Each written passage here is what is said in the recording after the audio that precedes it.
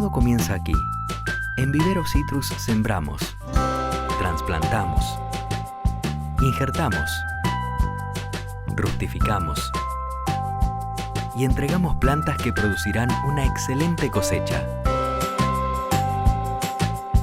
Vivero Citrus, el vivero limonero más grande del mundo, récord Guinness Mundial. El origen de una plantación exitosa.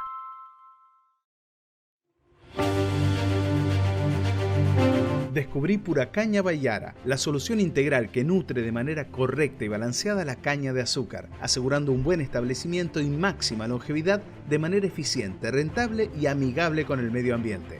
Te invitamos a que conozcas lo que incluye la solución Pura Caña Bahiara. La gente del campo está un poco contenta porque se le simplifica mucho la tarea, tiene menor trabajo de logística y los tiempos de logística se reducen mucho en el cerco. Se midió con la empresa y gente de la estación experimental y la verdad que los resultados fueron muy buenos, y el hecho de poder hacerlo en forma anticipada y sin la necesidad de contar con humedad en el suelo nos permitió un gran avance en la fertilización. No solo para mí el producto es bueno en lo sustentable, sino en lo sostenible para el pequeño y grande productor. Tener un producto que disminuya todo este paquete de gases emitidos hacia la atmósfera hace que tengamos un cultivo más sustentable.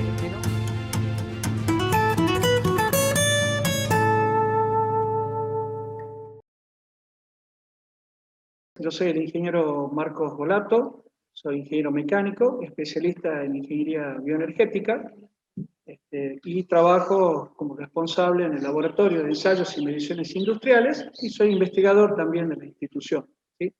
Bueno, yo le voy a comentar un poco sobre el trabajo que venimos realizando en el laboratorio nuestro. Puntualmente está orientado a brindar servicios a las agroindustrias y a aquellas industrias que necesitan eficientizar un poco sus procesos, ¿sí? Como le había comentado hace un rato Jimena, nuestro laboratorio cuenta con 3 áreas de trabajo. Está por un lado lo que es el laboratorio de mediciones industriales, propiamente dicho, que es, en este laboratorio dispone de instrumental de última generación, con capacidades no intrusivas, no invasivas, para poder brindar servicios mucho más rápidos, eficientes. Todos los instrumentos se encuentran calibrados y certificados, ¿sí? Luego contamos con el laboratorio de evaluaciones energéticas en biomasa, el que recién expuso Jimena, y luego tenemos una planta de gasificación de biomasa que estudia esta tecnología, que la veremos un poco más adelante. Bien, nuestro laboratorio posee la capacidad de realizar mediciones directas, no intrusivas, ¿sí? Y donde contamos con diversos tipos de instrumentación. Todos estos parámetros que puede medir son aquellos parámetros que se encuentran dentro del análisis de los procesos y son necesarios determinarlos para poder analizar la marcha y la eficiencia de los mismos, ¿sí? Se cuentan con medidores de presión, temperatura, el caudal de líquidos, gases, de baja y alta presión. Podemos hacer mediciones de concentración, podemos hacer análisis de gases de combustión, de altas y bajas concentraciones, ensayos en ambientes laborales, podemos hacer análisis de redes eléctricas, ¿sí?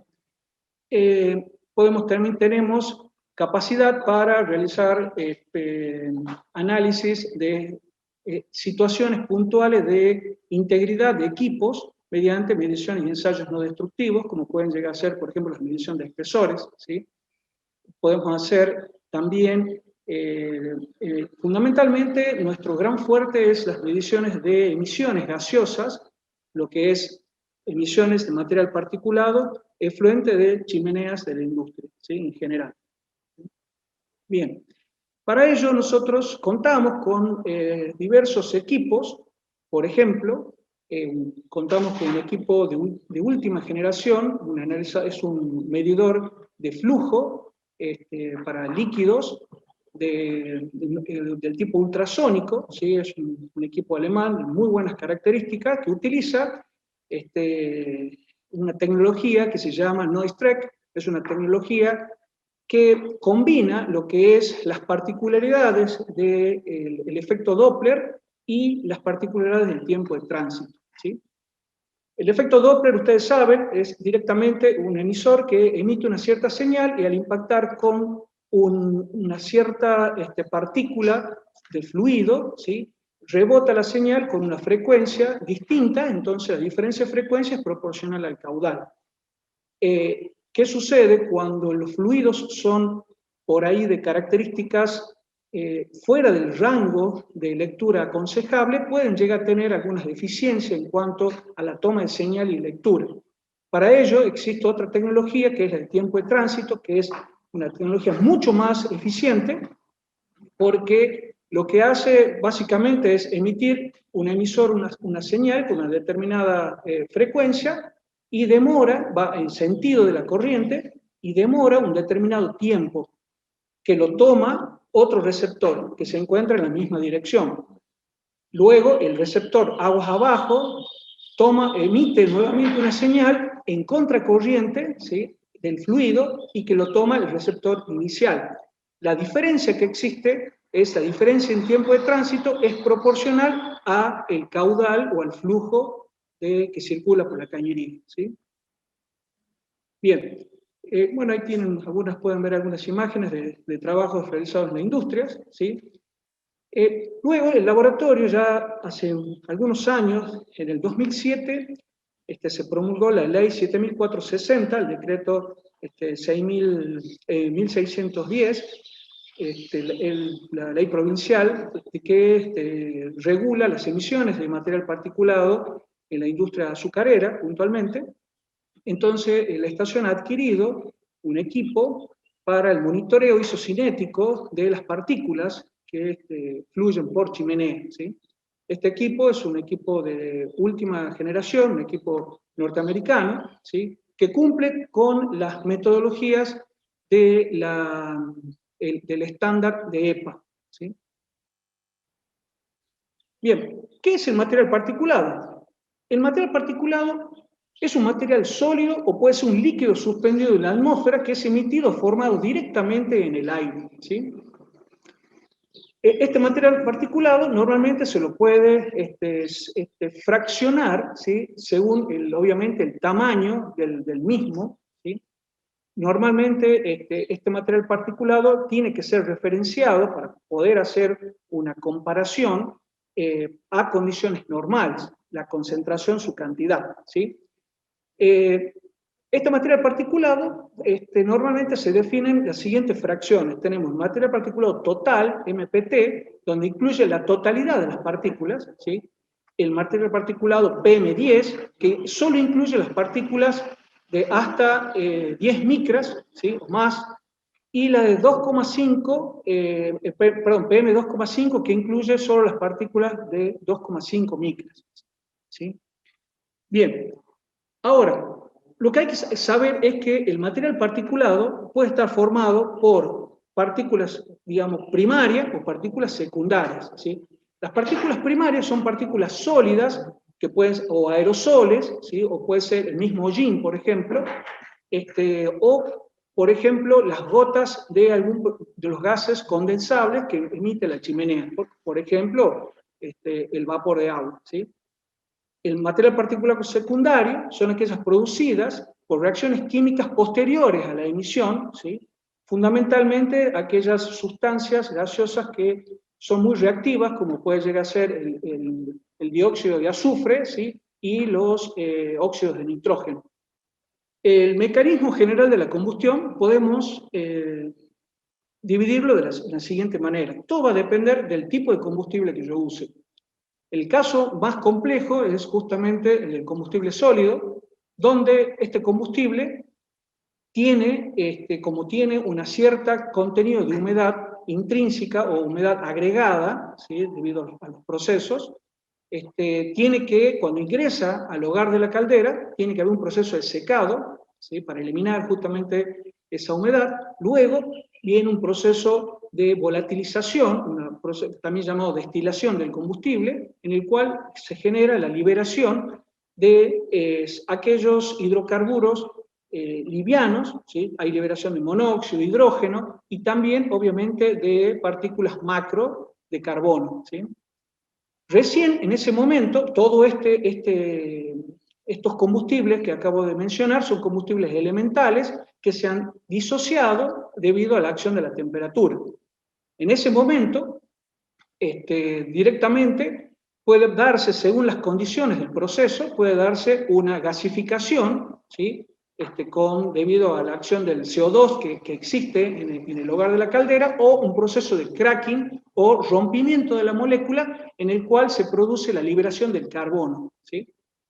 Estos combustibles, ya aún más elementales, lo que sucede cuando se asocian con el oxígeno, ¿sí? Genera lo que es la combustión completa de lo mismo, ¿sí? Y me genera a mí las reacciones químicas y que me producen, en el caso de una combustión completa, dióxido de carbono, agua y obviamente calor, ¿sí?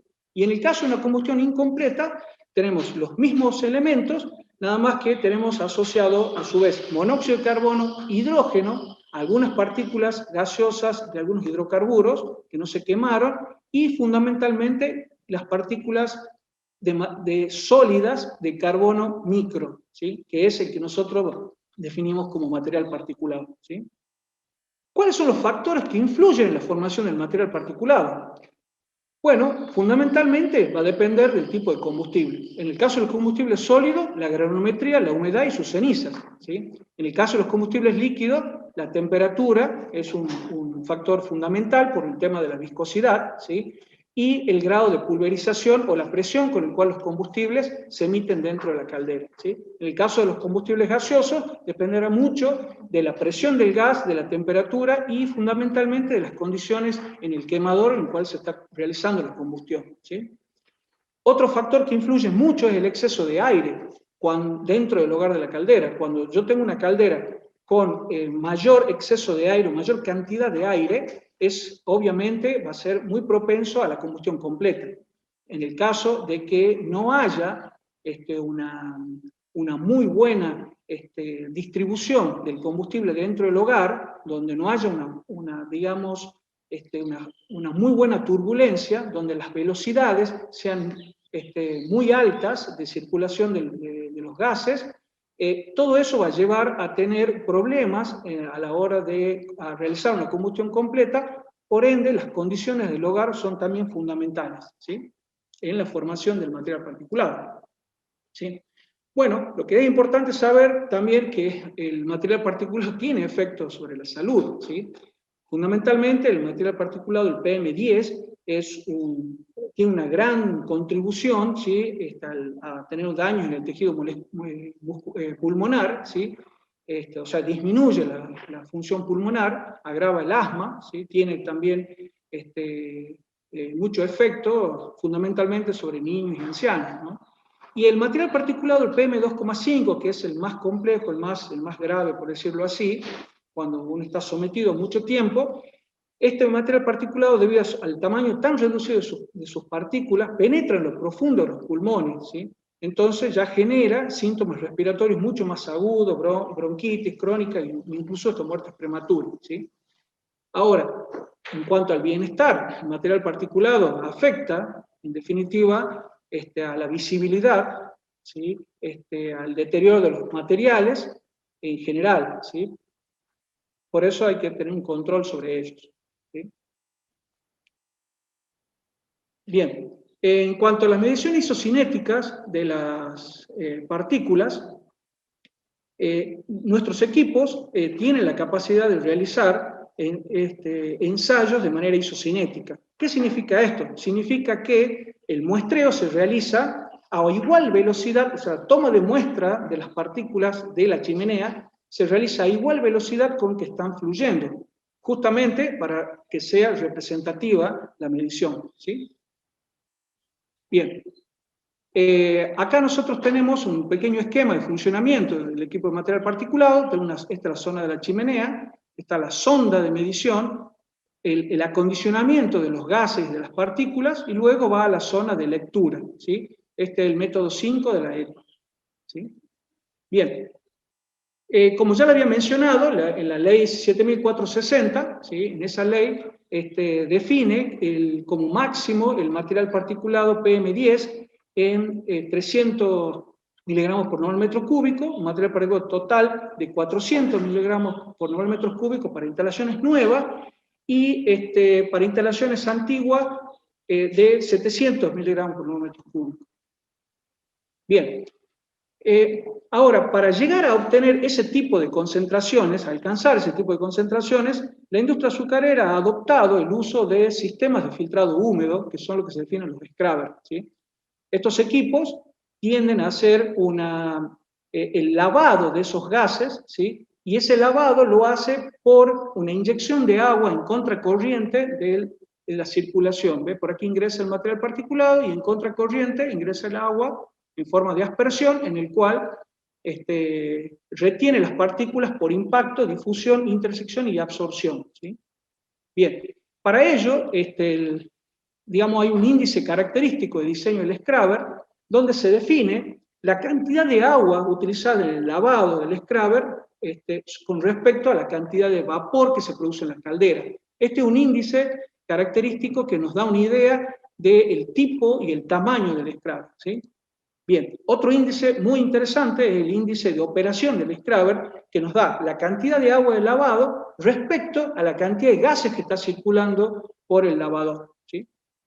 Bien, ahí podemos ver algunos estudios que realizamos durante algunos años.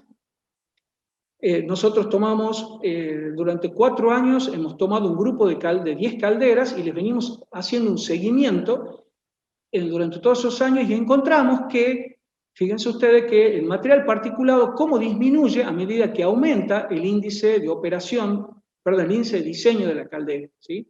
Los valores normales, en promedio, son de 1,7 metros cúbicos de agua por tonelada de vapor, ¿sí? Bien, luego tenemos el índice de operación, también material particulado en función del índice de operación, aproximadamente 0,6 litros de agua por normal metro cúbico, es un parámetro normal, ¿sí? Bien, existen también las posibilidades, debido a estos ensayos, de poder regular nuestro scrubber, ¿sí? Fundamentalmente, las variables de control siempre a tener en cuenta es la temperatura de gas en la chimenea. Esta temperatura tiene que ser un valor, tiene que variar entre 80 y 120 grados, ¿sí? El índice, siempre tiene el índice de diseño del scrubber, tiene que ser superior a 1,5 metros cúbicos por tonelada de vapor, ¿sí? Actualmente las calderas modernas tienen la capacidad de tener 2 metros cúbicos de agua por tonelada de vapor, ¿sí? La presión del scrubber, del agua, del lavado del scrubber, tiene que ser aproximadamente mayor a 2,5 kilos por centímetro cuadrado, ¿sí? Y luego tenemos también la posibilidad de medir la concentración de sólidos sedimentables en el agua de ingreso, que es un parámetro importante, y del agua de lavado a la salida del scrubber, ¿sí? Bien, acá tenemos parámetros de calidad del agua de lavado, normales, ¿sí? Que son fundamentalmente, acá podemos ver lo que es el pH, la conductividad eléctrica y los sólidos sedimentables. Bien, acá tenemos los valores, los rangos normales de trabajo, ¿sí? Y acá tenemos del estudio, la cantidad de material particulado promedio, ¿sí? El agua de lavado, ¿sí? Acá tenemos un índice muy interesante que nos da la relación entre el material particulado y la cantidad de sólidos sedimentables, y el agua de lavado y los sólidos sedimentables también, ¿sí? Bien, y por último, para finalizar, tenemos algunas características del funcionamiento de la industria azucarera, de estos scrubbers, ¿no? Nosotros del estudio hemos encontrado 3 casos. El primer caso, digamos, que es un trabajo acorde a la capacidad del scrubber, ¿sí? Que estamos hablando cuando tenemos una relación de material particulado respecto a la cantidad de sólidos sedimentables menor a 10, con emisiones menores a 700 miligramos por metro cúbico y caudales de agua de lavado aproximadamente de 100 metros cúbicos por hora, ¿sí? En este caso, es un caso muy, muy favorable en cuanto a la limpieza. Luego hay otro caso, un caso mucho más ineficiente, un caso donde hemos encontrado, obviamente, para partículas de concentraciones mayores a las requeridas, mayores índices de la relación material particulado sobre sólidos sedimentables, y obtenemos también un índice de menor a 1 con respecto al agua en relación al sólido sedimental. Y el tercer caso, que es un trabajo, un trabajo muy ineficiente, muy eficiente, pero con un elevado consumo de agua, ¿sí? Obviamente acá tenemos nosotros bajas emisiones, pero ya elevados, en promedio, elevados consumo de agua, que lo que en definitiva, del punto de vista ambiental es muy bueno, pero desde el punto de vista energético genera un problema por los elevados consumos de potencia, ¿sí? Bien. Y ahí tenemos, finalmente, cómo ha evolucionado durante las zafras, en el material particulado, la concentración de esas partículas siempre por debajo de los 700 miligramos por metro cúbico, ¿sí? Bueno, muchas gracias. Cualquier cosa, estoy a su disposición. Nuestro laboratorio, debido a todo este tipo de ensayo e instrumentación que tiene, prácticamente se ha convertido en el laboratorio de referencia a nivel norte y no hay INEA, así que podemos brindarle las soluciones que requieren en el caso particular de cada uno, ¿no? Muchísimas gracias.